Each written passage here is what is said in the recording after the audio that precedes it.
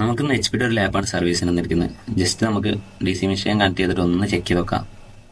Customer പറഞ്ഞ complaint എന്താ വെച്ച് കഴിഞ്ഞാൽ ചാർജ് കയറുന്നില്ല, ചാർജ് ഒരേ ശതമാനം തന്നെ അങ്ങനെ കാണിച്ചുകൊണ്ടിരിക്കുകയെന്നാണ്.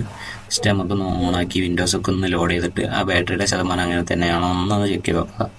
DC മെഷീനിൽ കിട്ടപ്പോൾ അങ്ങനെ തന്നെയാണ്, ശതമാനം ഒരേമാതിരി തന്നെ അപ്പ് ആവണില്ല.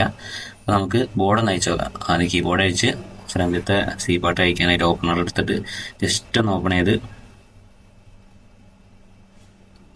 നോക്കുന്ന സമയത്ത് ബോർഡിൽ ഇഷ്ടംപോലെ ഡസ്റ്റ് സംഭവങ്ങളൊക്കെ കാണാറുണ്ട്. ചാർജിങ്ങിൻ്റെ ആ ഏരിയ എന്താ പാടൊന്ന് നോക്കണം. ചാർജിങ്ങിൻ്റെ ഏരിയയിൽ ഫുള്ള് ഒരു പച്ചപ്പും ഡസ്റ്റൊക്കെ ആയിട്ട് ഇങ്ങനെ കാണാണ്ട്, വാട്ടർ ഡാമേജ് ആണ് സംഭവം. നമുക്ക് ആ വഴി ഒന്ന് ക്ലിയർ ചെയ്ത് കൊടുക്കണം. അപ്പോൾ അവിടുത്തെ കമ്പോണൻസ് ഒക്കെ ഒന്ന് മാറ്റണം. ജസ്റ്റ് ക്ലീൻ ചെയ്തിട്ട് കമ്പോണൻസ് ഒക്കെ ഒന്ന് മാറ്റിയിട്ട് ചാർജിങ് എന്താ പാടൊന്ന് നോക്കാം. നമുക്ക് നമ്മളൊന്ന് ക്ലിയർ ചെയ്തിട്ടുണ്ട്. ഇനി ജസ്റ്റ് ചാർജിങ് നോക്കാം. ഓക്കെ, ചാർജിങ് ഓക്കെയാണ്. Thank you.